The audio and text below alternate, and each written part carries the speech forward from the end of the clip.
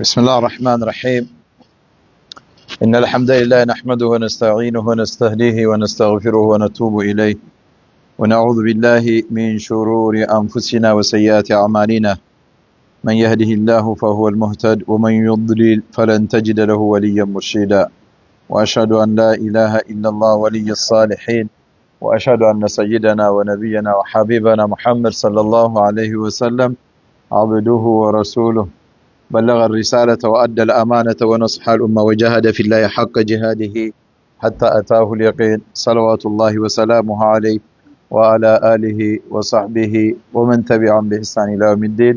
أما بعد، السلام عليكم ورحمة الله تعالى وبركاته. إن شاء الله ببالفو سامنت ወደ መጨረሻው አካባቢ የነብዩ ሰለላሁ ዐለይሂ ወሰለም ሐጀተል ወዳእ የሰነበት ያደረጉትን የሐጅ ስርዓት አይተን በምን አይነት መልኩ የሐጁን ክንዋኔ እንደፈጸሙት ተነጋግረን ነበረ። ያስኬድ ነው እንዴት ተደርጎ ብዙ ነገሮችን ነብዩ መሐመድ ሰለላሁ ዐለይሂ ወሰለም እዛው የመጨረሻው የሐጅ የመሰናበቻ ሐጃቸው ላይ ለሰሃቦቻቸው ለኡማው ሊጠቅም የሚችል ነገሮችን በሙሉ እንዳስተላለፉና እዛ ቦታ ላይ ያለ ሰው በደንብ ለሌሎቹ እዛ ቦታ ላይ ላልተሳተፈው እንዲያስተላልፉ ማዘዛቸው፣ ያ ደግሞ ያልሰማው ሰው ምናልባት ሲደርሰው ከሰሚው የተሻለ ግንዛቤ ሊሰፋ እንደሚችልና ጥቅም ሊኖረው እንደሚችል የተናገሩትን ትምህርት አይተን ነበረ። ከዛ በኋላ ነብዩ መሐመድ ሰለላሁ ዐለይሂ ወሰለም የሐጅ ስርዓቱን ከፈጸሙ በኋላ ወደ መዲና ጉዞ አደረጉ። ወደ መዲናም ጉዞ ሲያደርጉ ያደረጉበት ምክንያት የቀረቻቸውን ቀሪ ህይወት ለማረፍና ለመዝናናት ሳይሆን ያው በአላህ ረቡል ዒዘቲ ወልጀላል መንገድ ላይ ለአላህ ብለው በአላህ መንገድ ላይ ቀሪ ህይወታቸውን ለመፈጸም እንደሆነ አይተን ነበረ ያቆም ነው። طيب ከዛ በኋላ አኺረል ቡዑት ተከሰተ። አኺረል ቡዑት የመጨረሻው ነብዩ መሐመድ ሰለላሁ ዐለይሂ ወሰለም በህይወት ዘመናቸው እያሉ ያሰናበቱት ወይም እንዲጓዝ ያዘዙት ሰራዊት ማለት ነው። በህይወት ዘመናቸው የመጨረሻው እና ያም የሆነበት ምክንያት ምንድነው? ሩሞች በጣም ትዕቢታቸውና ሰዎችን የሚንቁበት አስተያየታቸው ሙስሊም የሆኑ አካላቶች በተለይ የእነሱ ተከታይ ሆነው እስልምናን የተቀበሉትን ሰዎች በህይወት የመኖር መብታቸውን እውቅና መስጠትን አልፈለጉም ነበር እና ይገላሉ ማለት ነው የሰለሙን አካል። كان كبرياء دولة الروم قد جعلتها تأبى عليه حق الحياة። ውስጣቸው ያለው ትዕቢት፣ ጉራ፣ ኩራት ሙስሊም የሆነን አካል በህይወት እንዲኖር አይፈቅዱም ነበር። ያን አምነው መቀበል አልፈለጉም። وحمل على أن تقتل من أتباعها من يدخل فيه። በእነሱ ስር በሮሞቹ አገዛዝ ስር የነሱ ወኪሎች ሆነው አረቢያን ምድር ላይ የሚያስተዳድሩ የሆኑ መሪዎች ነበሯቸው እና በእነሱ ስር ያሉት ውስጥ ማንኛውም ሰው ተነስቶ እስልምናን ተቀብሎ እንዲኖር አልፈቀዱም እና የሰለሙትን በሙሉ መግደል አለብን የሚል ውሳኔ አስተላለፉ ከእነሱ ተከታዮች ወደ እስልምና የሚገባው አካል። طيب كما فعلت بفروة بن عمرو الجذامي الذي كان واليا على معاد من قبل الروم። ከዚህ በፊት ባለፈው ሲራውን እየተከታተልን ስንመጣ ማዓን የሚባል ቦታ ላይ ከሩሞች ተወክሎ የሚያስተዳድር አንድ የነሱ መሪ ነበር በእነሱ ስር ሆኖ እና ፈርወት ኢብኑ አምር አልጁዛሚ ይባላል። እሱ መስለሙን ሰምተው እንዴት ቢነቀን ነው ከእኛ ፍላጎትና ፕሮግራም ውጭ እስልምናን ሊቀበል የቻለ ብለው እንደገደሉት አይተናል። መሪ እኮ ነው። ኢዘን በእነሱ ስር ያሉትንም ሌሎችንም እስልምናን ከእነሱ እውቅና ውጭ ሄደው ካደረጉት እርምጃ መውሰድ አለብን የሚል ነገር አሰቡ እና ወሰኑ። መግደልም ጀምረው አሳይተዋል መሪውን በመግደል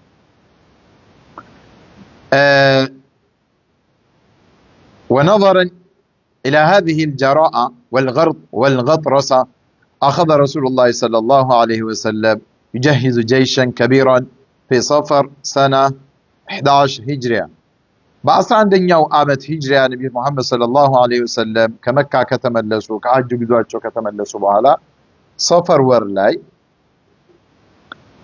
የነዚህን የሩሞችን ትዕቢት እና ማናለብኝነትን ሊያስታግስ የሚችል ጦር ማዘጋጀት እንዳለባቸው ወሰኑና ነብዩ መሐመድ ዝግጅት ጀመሩ።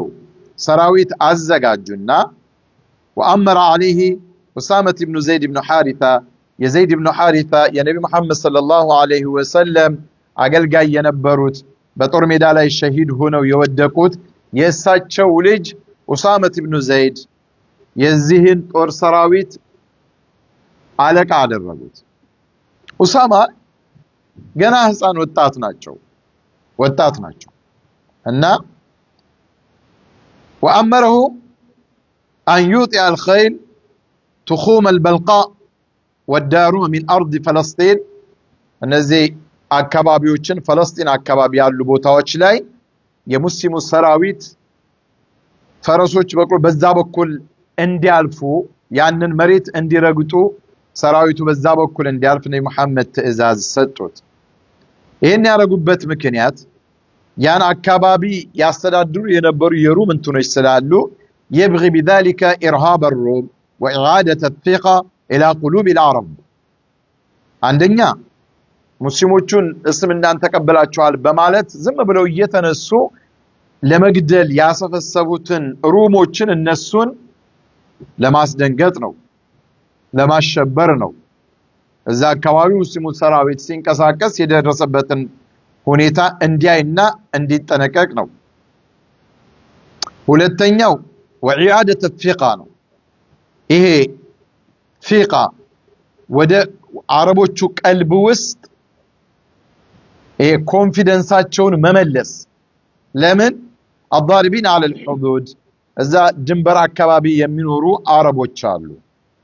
እነዚህ አረቦች እስልምናን ቢቀበሉ ከሩሞች አካባቢ የሚመጣን ኃይል እንደማይቃወሙት ያቃሉና ጥቃት ይደርስብናል ብለው ስለሚፈሩ ያን አካባቢ የሙስሊሙ ሰራዊት በሚያንዣበብበት ሰዓት እዛ አካባቢ የሚኖረው ሰው ምን ይሆናል ማለት ነው? ውስጡ ላይ ያለው እንትኑ ከፍ ይላል።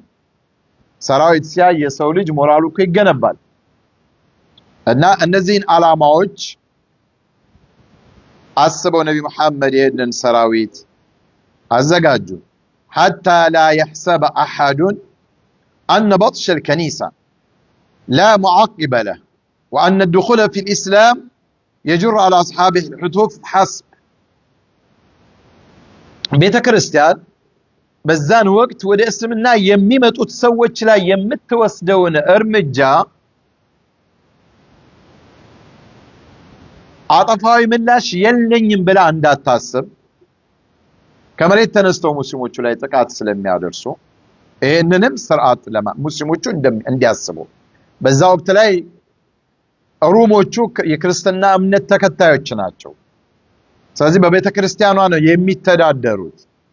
እነዛ ሰዎች ደግሞ አንድ ሰው በፍላጎቱ እስልምናውን ሲቀበል እርምጃ ይወስዱበታል።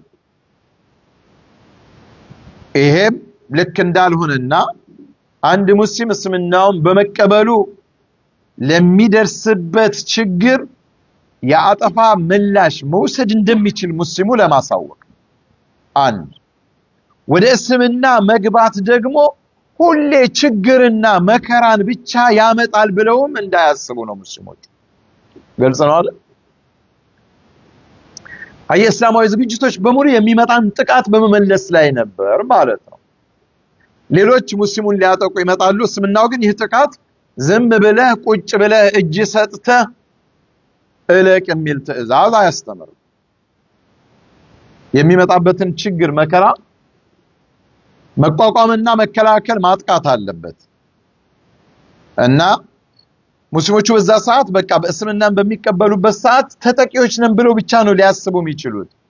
ከዛ በፊት ነብዩ መሐመድ ሰለላሁ ዐለይሂ ዐለይሂ መካ ላይ በነበሩበት ወቅት ይደርስባቸው የነበረን ግፍ፣ መከራ፣ ችግር፣ ቅጣት፣ ሞት እስቢሩ እያሉ ነበር የሚያሳልፉት። ታገሱ የያሲር ቤተሰቦች ላይ ያደረሰውን ታሪክ እናውቃለን። እስቢሩ አለ ያሲር ፈኢነ መውዒደኩም አልጀና። አይናቸው እያየ እያነቁ ሲገድሏቸው ሴቷን እንኳን ሳትቀር እንደው አስጸያፊ በሆነ መንገድ ላኢላሃ ኢላላህ ለምን ትያለሽ ብለው ሲገድሏል። ያ ሁሉ ታሪክ አልፏል። ነገር ግን ይህ ከዚህ በኋላ ሊቀጥል አይገባም። ሙስሊሙ የተጠናከረ ኃይል የራሱን አገር እየመራ አንድ ደውላ መንግስት መስርቷል። ስለዚህ በሙስሊሞች ላይ በየትኛውም አቅጣጫ የሚደርስን ችግርና መከራ መቋቋም፣ መከላከል የማንኛውም ጤናማ አመለካከት ያለው መንግስት እሳቤ ነው። ዓለማችን ላይ በአሁን ሰዓት አታዩም? ጦርነቶች ሉዓላዊነት ይላሉ እኮ ሽፋን ነው።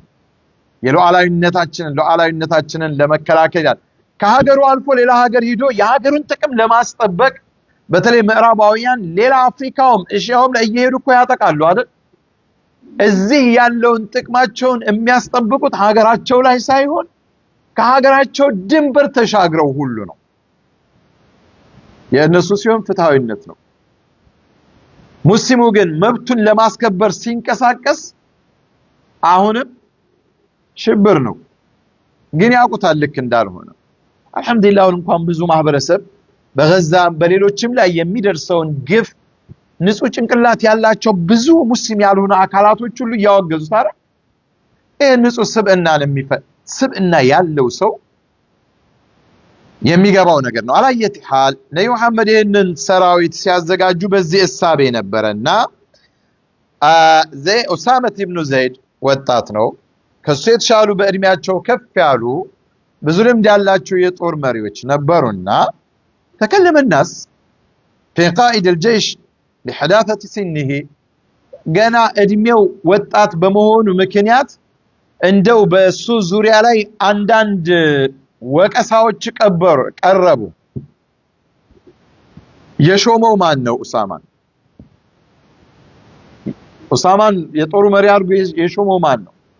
ሙሐመድ ሰለዋቱላሂ ወሰላሙ ዐለይሂ ታላቁ ነብይ። ሙሐመድ የሚሾሙትን ማወቅ አይችሉም ብለህ ትገምታለህ? የአላህ ነብይ ግን አንዳንዴ ሰዎች አንተ ልትረዳ የምትችለውን ነገር በሙሉ ሊረዱልህ አይችሉም። ስለዚህ ለምን አልተረዱኝም ብለህ ብግን ማለት አያስፈልግም ማለት ነው። ነብይን እንኳን ላይረዱ የቻሉበት አጋጣሚ አለ እና ወስተብጠው في بعض ከዛ ብዙም ወደ ጦሩ ፈጥነው ለመቀላቀል አላሉም፣ ዘግየት አሉ። የዚህን ጊዜ فقال رسول الله صلى الله عليه وسلم ان تطعنوا في امارتي በሱ መሾም ላይ ወቀሳዎችን ብታቀርቡ አሉ ነብይ فقد كنتم تطعنون في إمارة أبيه من قبل ከዚህ ልጅ በፊት በአባቱም ሹመት ላይ ተቃውሞ ስታሰሙ ነበር። አይገርምም ማለት ግን ያንን ስታደርጉ እውነታን ተንተርሳቸው እኮ አይደለም። አንዳንዴ ይሄ አንዳንድ ፐርሰናሊቲያቸው ከፍ ያሉ ሰዎች አሉ አይደል? እነሱን ነገሌ አሁንም እኮ በዳዕዋ ህይወት ላይ መከራህን የሚያበላ እነገሌ እያሉ ይላል። አንድ ይመጣና በእነገሌ ላይ ብቻ ስምናው የቆመ ይመስል ከታች የሚመጣውን እንደው መኮርኮም ይወዳል እኮ ሰው። እነገሌ ለቀቅ ቢያረጉ ጥሩ ነው። ካለቀቁም ደግሞ ሌላውም ይስራ። እነገሌ አይባልም። ሁሌም ሐቅና እውነታ ነው የሚታየው በኢስላም። ስለዚህ ነብዩ መሐመድ የዚህን ልጅ ሹመት ጣዕን ብታደርጉ ባትቀበሉት አይገርምም። አባቱንም ከዚህ በፊት ኡሳመት ኢብኑ ዘይድ ኢብኑ ሐሪታ ባሪያ ነበር እንደ ቢላል ኢብኑ ረባህ ተሽጦ ነብይ ዘንድ ያደገ ነው። ነብይን ሲخدም የኖረ ነው። ከአባትናቱ በኋላ መጣው አልፈልግም ብሎ ነብይን መርጦ የተቀመጠ ዘይድ ኢብኑ መሐመድ ተብሎ ራሱ በነብዩ መሐመድ ስም ይጠራ የነበረ እኮ ነው ዘይድ። ነገር ግን አላህ ወደውም ለአባይህም ብሎ ሲከለክላቸው ما كان محمد أبا أحد من رجالك ولكن رسول الله وخاتم النبيين። ይሄ ተበኒ የሚባለው ነገር ጉዲ ፈቻል በራስ ስም መጥራት አይቻልም። የተወለደ ልጅ መጠራት ያለበት በማን ነው? በአባቱ ነው። የአላህ ትእዛዝ ይህን ሲመጣ ዘይድን በአባቱ ስም ይህን ያህል ቀረቤት ያለውን ሰው ጣና አድርገውት ነበር። ወይሙላህ አሉ ነብዩ በአላህ ምለው إن كان لخليقا للإمارة لشمت بقو يهون انكوان هونو بتاغنيوت ይሄን ማድረጋችሁን አባቱም ላይ አድርጋችሁታል አሉ አየ ዘይድ ኢብኑ ሐሪታ ለስልጣን ያንን ሰራዊት ለመምራት ብቁ ነበሩ ማለት እኮ ነው ነገር ግን አይገርምም وإن كان من أحب الناس إلي ከሚወደዱ ሰዎች ሁሉ እኔ ዘንድ ቅርብ ምርጥ የተወደደ أحب الناس ከሰዎች ሁሉ የተወደደ እንኳን ቢሆን አሉ ሱብሃንአላህ ነብዩ መሐመድ በብሔር በማንነት አይደለም የሚወዱ ለኢስላም በመትከፍለው መስዋዕትነት በማንነት ውስጥ ባለው ይሄ ሚስጥራዊ ማዕድንህ ነው የሚያደንቁ ዘይድ ኢብኑ ሐሪታ ባሪያ ሆኖ እሳቸው ጋር መኖሩ እሳቸው ዘንድ ከሌሎቹ የቀረበ ተወዳጅ መሆንን ደረጃ አልነፈገው ይሄ እኮ በጣም ትልቅ ክብር ነው وإن كان أحب الناس إلي من أحب الناس نيقار انكوان بيهوني وإن هذا قالوا كذابا لسالونا إهم أسامة بن زيد من أحب الناس إلي بعده كعباتو قتلو أن يزن دبتام يتكسوش يتودد السنوات أقل من قدم يا أسامة عند رجاء نبي محمد صلى الله عليه وسلم يبلتونو نقراتشو كمان نم يتشالى نبي زند يتودد እንደሆነ ቁረይሺ ነው ምናምን ነው የለም አሁን ዘመን የበጠበጠን ይያደ لا اله الا الله محمد رسول الله የሚለው አካል በሙሉ የሆነ ጎጥ ውስጥ ይገባል አይሄድና ወይ በብሔሩ ወይ በምናምን ተልካሻ ምክንያት ውስጥ ይገባል ይሄ ግን የእስላም አስተምህሮት አይደለም አላየት حال طيب وانتدب الناس يلتفون حوله ይሄን ጊዜ ሰዎች ሁሉ ነብዩ መሐመድ ስለ ኡሳማ ከሱም አልፈው ስለ አባትየው በሚናገሩበት ሰዓት ሰዎች በፍጥነት ወደ ኡሳማ ሰራዊት መቀላቀል ያዙ وينتظمون في جيش حتى خرجوا ونزلوا الجبل ወጡና ከመዲና የሆኑ ማይሎችን ርቀው ብዙም አይደል አስራዎቹ ማይሎች ላይ ወጣው አረፉ على فرسخ من المدينة إلا أن الأخبار المقلقة عن مرض رسول الله صلى الله عليه وسلم أكرهتهم على التريث لكن الزبال لبت هنيتا أصلاً قاج تروا يالهون زينا سل النبي محمد صلى الله عليه وسلم متامم درسات شورم أن لما نيوم تروا عينكس عننكساك كسم لمن حتى يعرفوا ما يقضي الله به الله بنبي محمد صلى الله عليه وسلم من دنو يوسنون والثاني لو تامو يدنو يهون ويسليلا بنبي هوت لا يمكستون يمجرشا والثاني ساياي سراويتو لعالم انكساكس الزاو سفرو قجبلو متبابك يازا يا الله الثاني هونو وقد قضى الله أن يكون هذا أول بعض ينفض في خلافة أبي بكر الصديق يمجمروا بأبو بكر الصديق رضي الله عنه خلافة مرنت يمين كساك السراويت هنا إذن نبي محمد صلى الله عليه وسلم إن السراويت اندي وطا يشومت سراويت علو التام مالك الزاو باللبت يا نبي محمد صلى الله عليه وسلم هيوت يالفا لمالتنا كذا إلى الرفيق العالى طلاع التوديع እንግዲህ ወደ ላይኛው ዓለም ወደ አኺራ የመሄዳቸው ጉዳይ እየሆነ መጣ በነብዩ መሐመድ ሰለላሁ ዐለይሂ ወሰለም ህይወት እና አንዳንድ የስንብት ምልክቶች ይታዩ ጀመር لما تكاملت الدعوه ዳዕዋው እስላማዊ ጥሪ የተሟላ ጊዜ ነብዩ መሐመድ በህይወት ዘመናቸው ጥሩ ደረጃ ላይ ሆኖ ደርሶ ቀልባቸው ረግቶ አይተው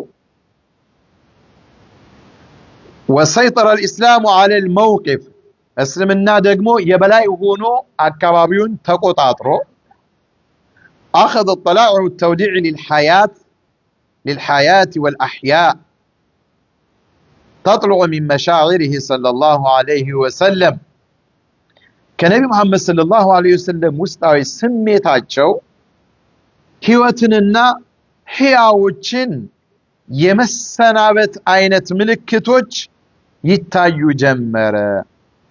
ويتضح بعباراته وافعاله አንዳንድ በሚሰሯቸው ስራዎችና ገለጻዎቻቸው ነብዩ መሐመድ ሰለላሁ ዐለይሂ ወሰለም እነዚህን ነገራቶች ግልጽ ያደርጉ ጀመረ። ማለት የነብዩ ህይወት ምድር ላይ የመቆየታቸው ሁኔታ እያበቃ መሆኑን የሚገልጹ ስራዎችና ዒባራዎችም ነበሩ።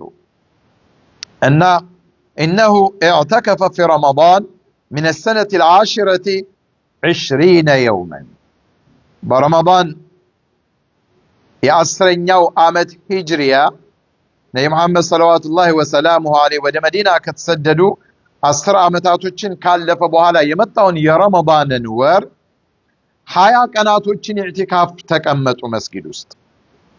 بينما كان لا يعتكف الا 10 ايام حسب ከዛ በፊት በነበሩ ጊዜያቶች መስጂድ ውስጥ ረመዳን ሲመጣ ኢዕቲካፍ የሚያደርጉት ስንት ቀን ነበረ? 10 ቀን ነው። ነገር ግን ከዛ በኋላ የመጨረሻው ረመዳን ላይ 20 ቀን አደረጉት። እخواني ደመቼም ህይወት ሞትም ህይወትም በአላህ እጅ ነው። ምልክቶች ሲታዩ ግን አላህ ይሄንን ተውፊቅ የሰጠው ሰው ካለ ይበልጥ ወደ አላህ የሚያቀርበውን ተግባራቶች በመፈጸም ላይ መጠመዱን የተሻለ መሐመድ ሰለላሁ ዐለይሂ ወሰለም አላህን በሚገባው የተገዙት ታላቅ ሰው ናቸው።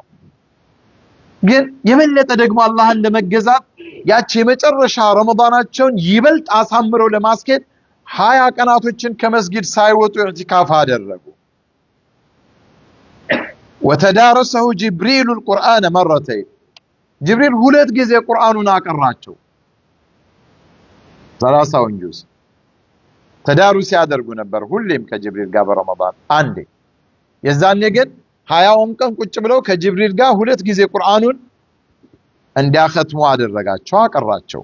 وقال في حجة ይሄ አንድ ምልክት ነው። ነብይ ሰለላሁ ዐለይሂ ወሰለም 20ውን ቀናቶች መቀመጣቸው ከሌሎቹ ቀናቶች የተለየ ባህል አዳቸውን ኸልፈው መምጣታቸው ይሁን የሚሰጠው ምልክት ነበር ይላሉ።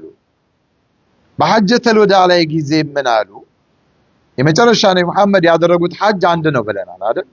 ያም የመሰናበቻው ሐጅ ነው። ብዙ ነገራቶችን ስለተናገሩና እንደውም በሌላ አንዳንድ ዘገባዎች ያ ረሱላህ ከአና መውዒዘቱ ሙወድ የተሰናባች ንግግር ምክር ይመስላልና ምከረን ይሏቸው ነበር ሰሃቦች።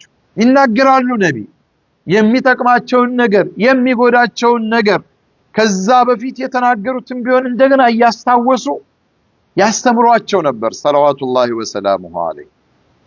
ነቢ የሚያወርሱት ይሄን ነው አለ ኡማው። እና إني لا أدري لعلي لا ألقاكم بعد عام هذا بهذا الموقف أبدا قالوا إذا حجة الوداع لي أنا አላቅም አይመስለኝም አሉ። ለአንዲ ለአልቃኩም አሉ بعد عام هذا ከዚህ አመት በኋላ የማገኛችሁ አይመስለኝም አሉ። بهذا الموقف ابدا በፍጹም እዚህ موقف ላይ የሐጅ ቦታ ላይ እንዲህ አይነቱ ቦታ ላይ ቀጣይ አመትን ላገኛችሁ የሚችል አይመስለኝም አሉ። ኢዘን ምንን ያመለክታል?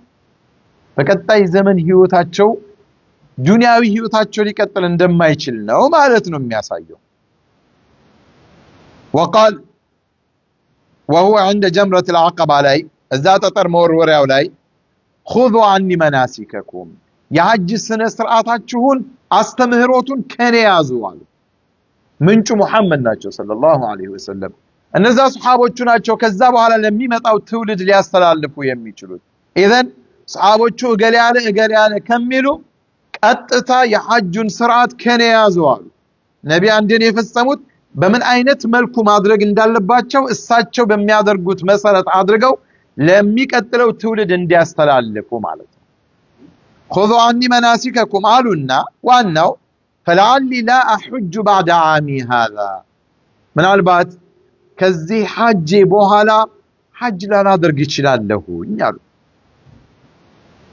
وأنزلت عليه سورة النصر إذا جاء نصر الله في أوسط أيام التشريق مع اللاي والردى فعرف أنه الوداع وأنه نعيت إليه نفسه نبي محمد عجلاتشو اند درس يتنقراتشو اندو هنا سنبت مهون أوقو إذا جاء نصر الله والفتح ورأيت الناس يدخلون في دين الله أفواجا يا محمد يا الله دل إذا جاء نصر الله يا مكة مكفت ليلوچم دلوچن بمتايبت ساعات والفتح يا مكان مكفت ورأيت الناس يدخلون في دين الله أفواجا بجروب يونو سوتش ودا إسلام سيجابو ستاي قديزين جزي فسبح بحمد ربك الله كما مسجنه قا أطراو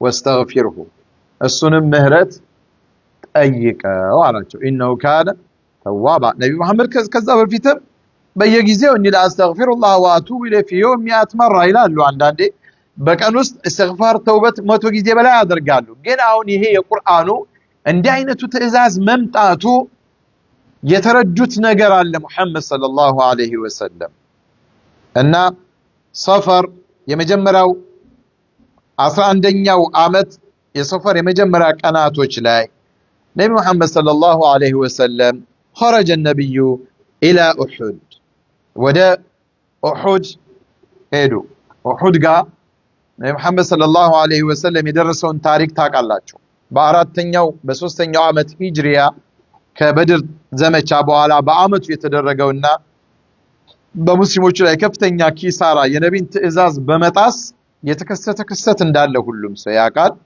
እዛ ላይ ሰባ ያህሎቹ በነብዩ መሐመድ ሰለላሁ ዐለይሂ ወሰለም ዳዋ ላይ ከፍተኛ አስተዋጽኦ የነበራቸው እንደነ ሐምዛ አይነቶቹ የተሰውበት ቦታ ማለት ነውና 11ኛው ቀን ላይ በ11ኛው ዓመት ሰፈር ላይ ያው የመጨረሻው እድሜያቸው ላይ ወደ ኡሁድ ሄዱና فصلى على الشهداء እዛ شهداء البقي إذا أنت أحد لا يالوتن يا أحد شهيدوش لاي سجدوا باتشو كالمودع للأحياء والأموات لموتوتم هي ولهونت بهوتم لالوت لك سنبت بميمثل هنيتا سجدوا نبي محمد صلى الله عليه وسلم ثم انصرف إلى المنبر كذاب ودا منبر وطالوا الناس قال فقال إني فرطكم أنيك أدامياتشو هنا إنيالو أنا كدمياتشو أمي هدني وإني شهيد عليكم أنا دمو بنان تلاي مسكارين ينيالو وإني والله لأنظر إلى حوضي الآن بالله بقيتاي مية أنا قراتشو هالو أهون جنة ينين حوض إيا يهوتنو على محمد صلى الله عليه وسلم حوض إنا أعطيناك الكوثر حوض كزامي تتو سويش مشي ما يتمم يتبالبتن እንግዲህ አላህ እያሳያቸው ነው አላህ አሁን እዚህ ቦታ ላይ ሁኜ ያንን እያየሁኝ ነው ወደ ሐውድ واني اعطيت مفاتيح خزائن الارض የምድርን ካዝና መክፈቻውን ተሰጠሁኝ አሉ አጠቃላይ ምድርን ሀብት ማለታቸው ነው መሐመድ ሰለላሁ ዐለይሂ ወሰለም አው مفاتيح الارض ወይም የምድርን መፍቻ ተሰጠሁኝ واني والله ነገር ግን በአላህ ስም ምይልንገራችሁ እኔ ያው ብዙ ከዚህ በፊትም እንዳለው አልተቀበሉትም ዱንያ ላይ ፈልጉት መሐመድ ንጉስ መሆን ሀብታም መሆን ሳይሆን የሚፈልጉት አብድ ባሪያ ሆነው የአላህ መልእክተኛ መሆንን ነበር የመረጡት እንጂ እንደሌሎቹ ከዚህ በፊት እንደነበሩት እንደነ ሱለይማን ንጉስ መሆን ነብይ መሆን ይችላሉ መሐመድ ሰለላሁ ዐለይሂ ወሰለም አላህ ሲያማርጣቸው ግን የያዙት ይሄኛውን መስመር ነው እና ما أخاف أن تشركوا بعدي يالو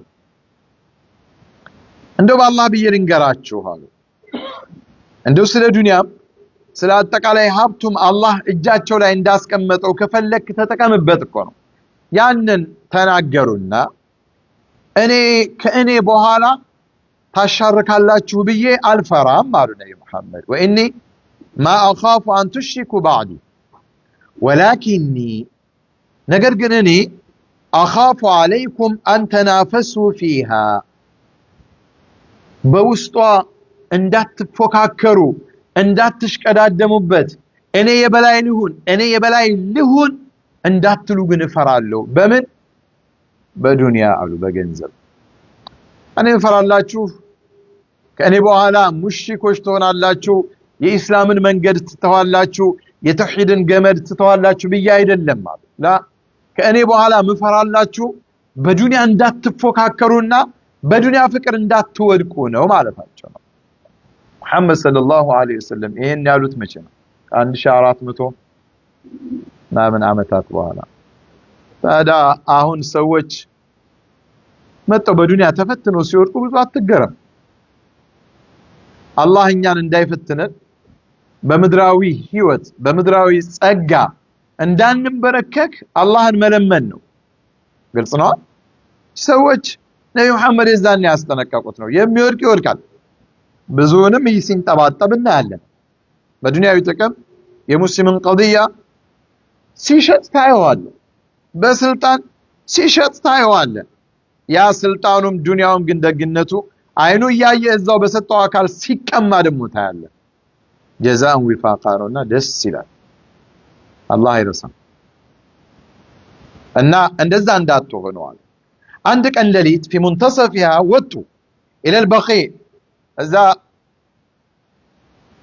በቂዕ የሙስሊሞቹ መካነ ስፍራ መቃብር ቦታ ላይ فاستغفر لهم እዛ ለሞቱት ሰዎች ከአላህ ምህረትን ጠየቁላቸው وقال السلام عليكم يا اهل المقابر እናንተ የዚህ መቃብር ባለቤቶች ሆይ የአላህ ሰላም በእናንተ ላይ ይውረድ አሉ ليهنئ لكم ما اصبحتم فيه بما اصبح الناس فيه እናንተ አሁን ያነጋችሁበት ባህሪ ያስደስታችሁ ሰዎች ከሚያነጉበት ባህሪ አሉ እናንተ ቀብር ውስጥ ያላችሁ ሰዎች የምታሳልፉት ነገር ሕያው ሆኖ ምድር ላይ ከሚያሳልፉ ሰዎች የተሻለ ነው ማለታቸው እኮ ለምን ፈተናዎች እየመጡ ነው በቃ ሰዎች ሳትፈተን መሄድ ትልቅ ስጦታ ነው እና አሉ ነብዩ መሐመድ ሰለላሁ ዐለይሂ ወሰለም ደስ ይበላችሁ አሉና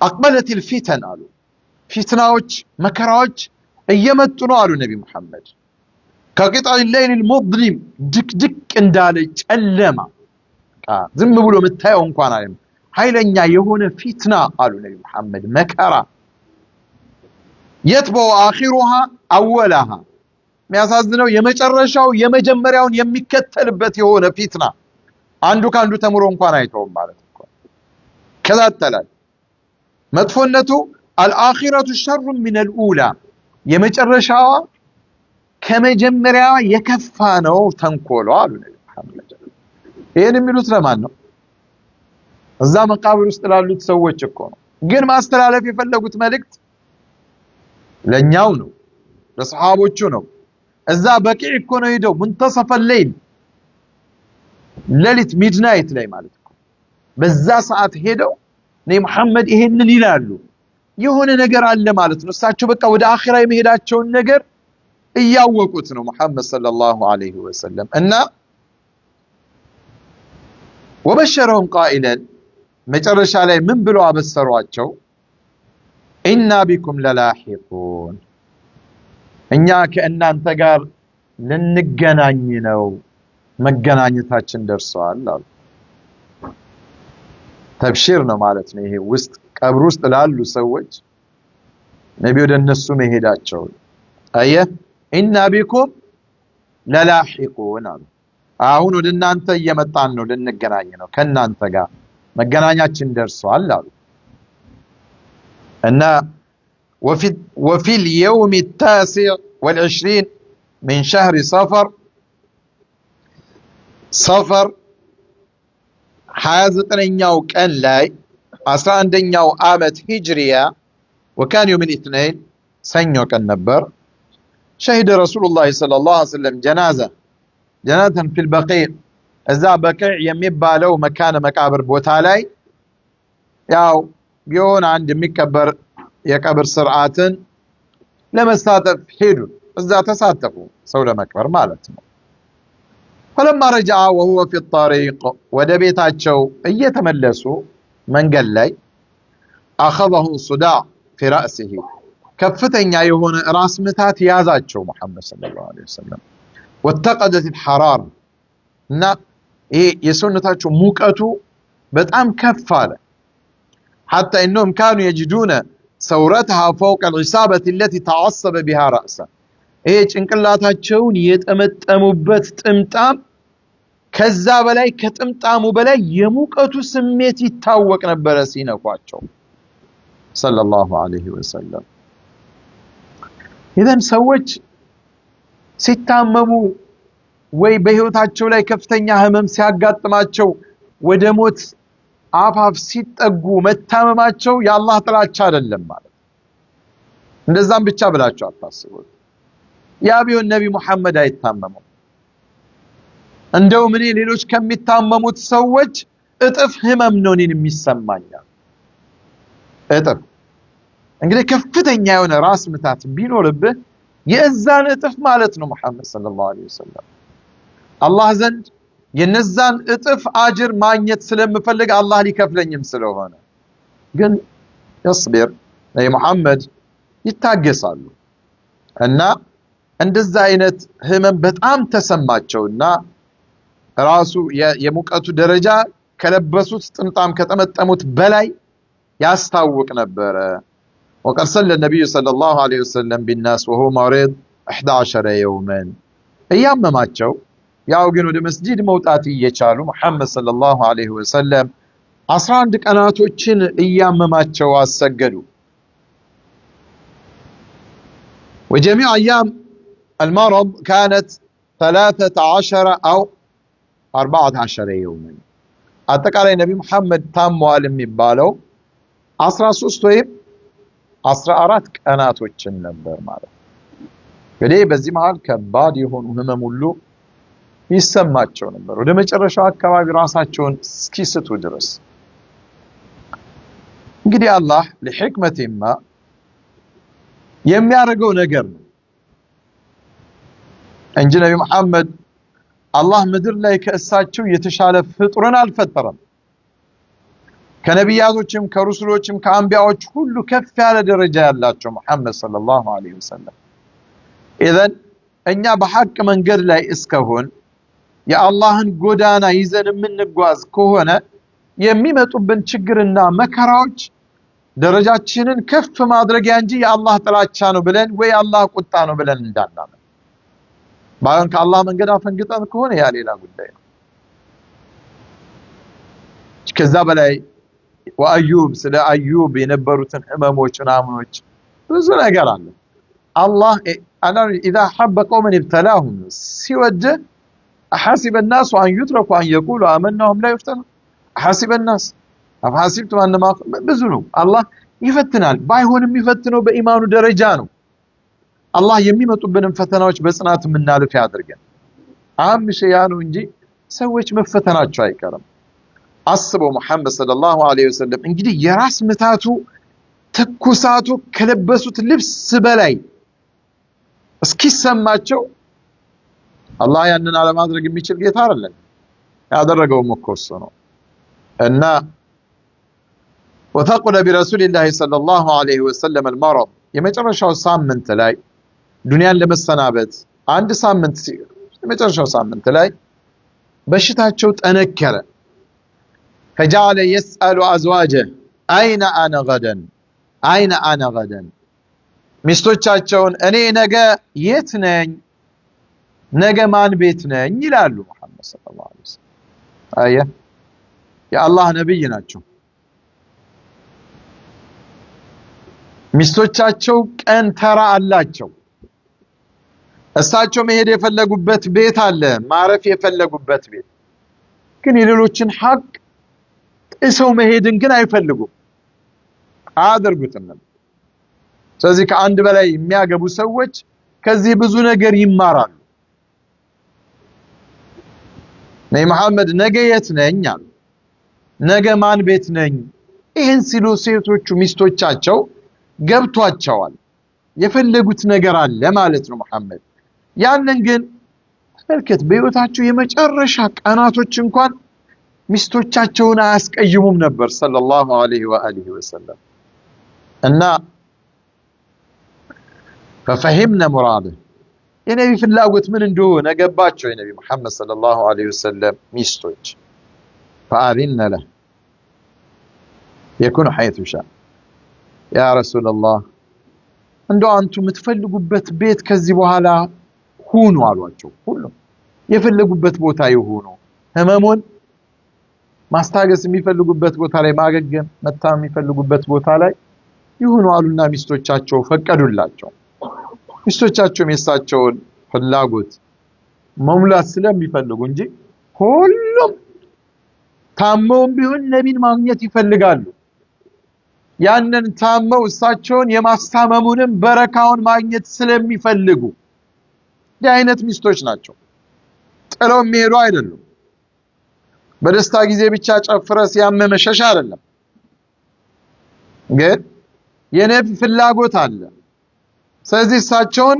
ፈቀዱላቸው ያ ረሱላህ አንተ የፈለኩበት ቦታ ሁኑ ሲሏቸው فانتقل الى عائشه ወደ እናታችን አኢሻ ቤት ሄዱ ባይሆን ነቢ ሰለላሁ ዐለይሂ ወሰለም አውጥተው ወደ እናታችን አኢሻ ቤት ሲወስዷቸው እንኳን መሄድ አይችሉም ነበር ሰለላሁ ዐለይሂ ወአሊሂ ወሰለም يمشي بين الفضل بن عباس وعلي بن ابي طالب الفضل بن عباس يا عباس بن عبد المطلب لجنا يا علي بن ابي طالب በሁለቱ ተደግፈው ነብዩ መሐመድ ወጡ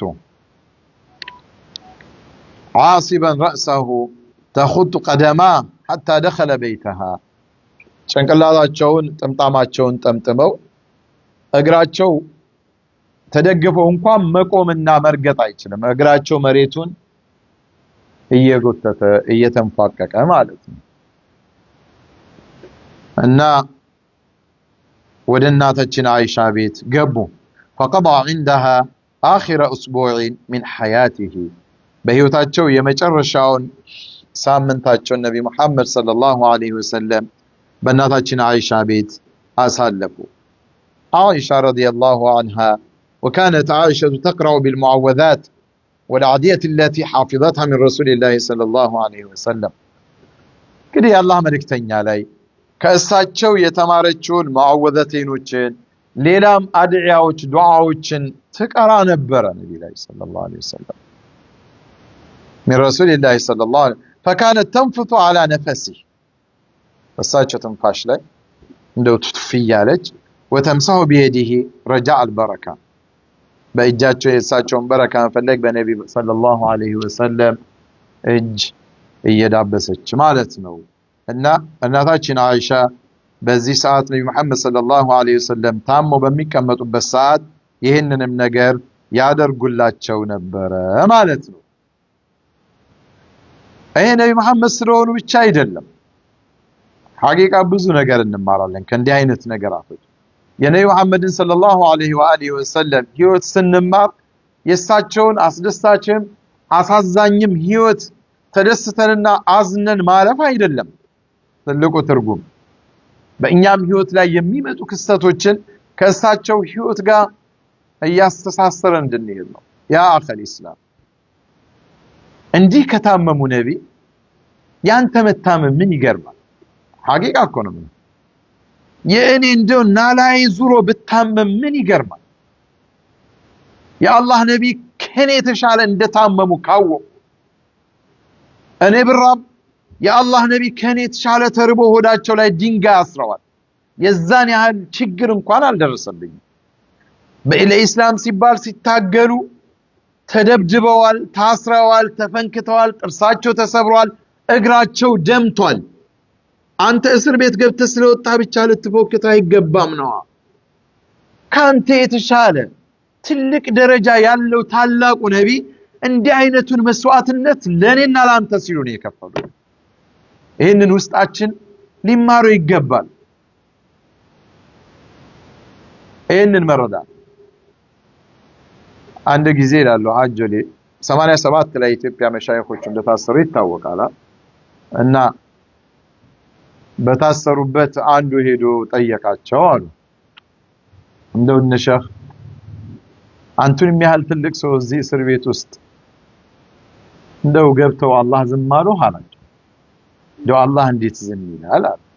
እሱ ለሳቸው ካለው ውዴታ፣ ፍቅር፣ ግርማ ሞገሳቸው ለኢስላም የለፉትን ብዙ ነገራቸውን አስቦ ነው። በሱ አረዳድ አላህ እንዲህ አይነት ባሪያዎቹን እንዴት እሳቸው ግን ከዛ የተሻለ ያውቃሉ አይደል? በኢስላም መንገድ ላይ የሚከፈልን መስዋዕትነት የአላህ ሱና መሆኑን ያውቃሉ። አላህ ይህን ሁሉ ነገር የሚያደርገው ሊየብሉወኩም አዩኩም አሕሰኑ አመለን ነው። ማን ነው በጎ ሰሪው? ፈተና ነው። ያ አላህ ያዘጋጀው ክፍያ ከባድ ስለሆነ ማንኛውም ሰነፍ እንደቀላል ሊያገኘው የሚችል ጀነት አይደለም። ዱንያን ለማግኘት ስልጣን ለመያዝ ሰዎች ምን ያህል የህይወት መስዋዕትነት እንደሚከፍሉ ያየናል። እንኳን ጀነትን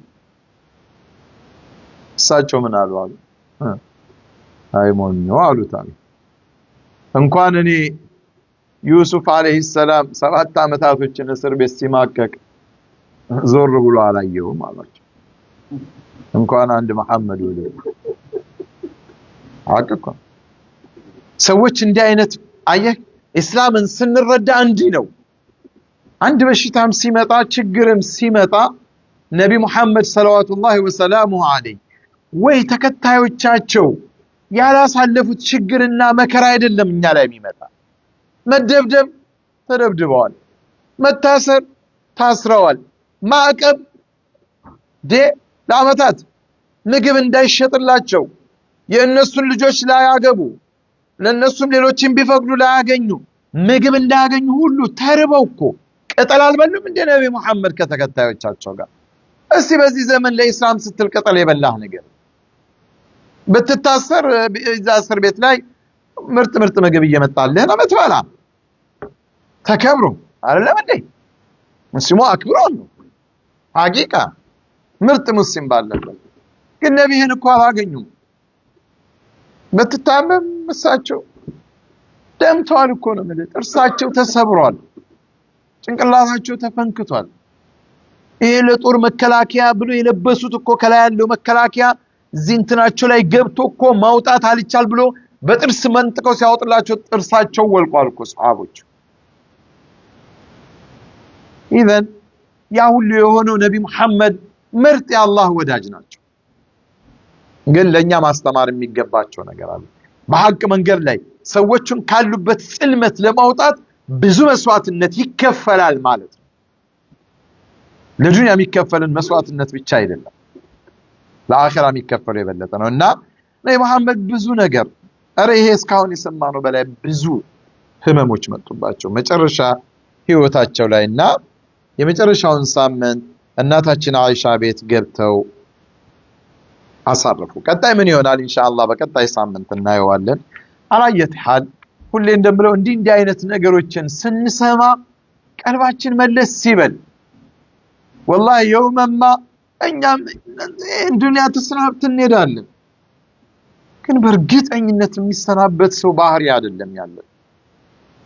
አንድ እግረ ቀብር ውስጥ እየገባ እንኳን አንዘጋጅም። አውለም ነዓሚርኩም ማ ይዘከሩ ፊመን ተዘከር። አላህ ብዙ ምልክቶችን እኮ ከመሞታችን በፊት ይሰጠናል፣ ያሳየናል። ግን ወደ አላህ አንመለስም። ስለዚህ ችግርን መከራን ቢመጣ ነቢ ላይ የደረሰው ችግርና መከራ ከእኛ በላይ መሆኑን ልናቅ ይገባል። አላህ የማንችለውን ነገር አይጫንብን። ወንድሞች እንደው በዲን ተፈትኖ መውደቅ ትልቅ ኪሳራ ነው። አላህ እንደው አይፈትነን መቼም ፈትነን ብለን እኮ አንለምንም። አላህ ፈተናን ያርቅልን። በተለይ በዲናችን በኢማናችን ከመፈተን አላህ ይጠብቀን። በአፊያችን፣ በኢኮኖሚያችን፣ በልጆቻችን፣ በሌሎችም በምንወዳቸው ነገራቶች ከመፈተን አላህ ይጠብቀን። ፈተናዎች የሚመጡብን ከሆነ ግን አላህ ያንን ፈተና የምናልፈው ያድርገን። በፈተናዎች ከሚወድቁና ከሚከሱ ሰዎች ውስጥ አላህ አያድርገን። ያ ረቢ በራሱ ፈድል፣ በራሱ ረሕመት፣ በራሱ እዝነት፣ በእሱ እዝነት ውስጥ ከሚያካብባቸው ሰዎች ውስጥ አላህ ያድርገን። አላህ ሰምቶ መልካምን ነገር ከሚከተሉ ያድርገን። መጥፎን ነገር አውቆ ከሚርቁ ሰዎች ውስጥም አላህ ያድርገን። حقا من قد أمون يمرالن ጨለማንና ሽርክን ሌሎችንም መጥፎ ነገራቶች ከኡመት መሐመድ ሰለላሁ ዐለይሂ ወሰለም ላይ አላህ ያንሳ اللهم اهدنا فيمن هديت وعافنا فيمن عافيت وتولنا فيمن توليت اللهم اهدنا صراطك المستقيم صراط الذين أنعمت عليهم من النبيين والصديقين والشهداء والصالحين وحسن أولئك رفيقا لا إله إلا أنت سبحانك إنا كنا ظالمين اللهم احفظنا بالإسلام قائمين واحفظنا بالإسلام قاعدين واحفظنا بالإسلام راقدين ولا تشمت بنا الأعداء ولا الحاسدين اللهم أصلح لنا ديننا الذي هو عصمة أمرنا وأصلح لنا دنيانا التي فيها معاشنا وأصلح لنا آخرتنا التي إليها معادنا واجعل الحياة زيادة لنا في كل خير والموت راحة لنا من كل شر اللهم احسن عاقبتنا في الأمور كلها وأجرنا من خزي الدنيا وعذاب الآخرة اللهم اجعل آخر كلامنا من الدنيا شهادة أن لا إله إلا الله وأن محمد رسول الله وتوفنا وأنت راض عنا غير غضبان وتوفنا وأنت راض عنا غير غضبان وتوفنا وأنت راض عنا غير غضبان يا رب العالمين اللهم انصر دينك وكتابك وسنة نبيك وعبادك المؤمنين اللهم انصر المستضعفين من المسلمين في بلاد المسلمين اللهم عجل لهم بالنصر والفرج يا حي يا قيوم اللهم انصر من نصر الإسلام والمسلمين واخذل اللهم من خذل الإسلام والمسلمين عليك بأعداء المسلمين اللهم لا ترفع لهم في الأرض راية اللهم لا ترفع لهم في الأرض راية واجعلهم لغيرهم عبرة وآية يا رب العالمين ربنا هب لنا من أزواجنا وذرياتنا قرة أعين واجعلنا للمتقين إماما ربنا آتنا في الدنيا حسنة وفي الآخرة حسنة وقنا عذاب النار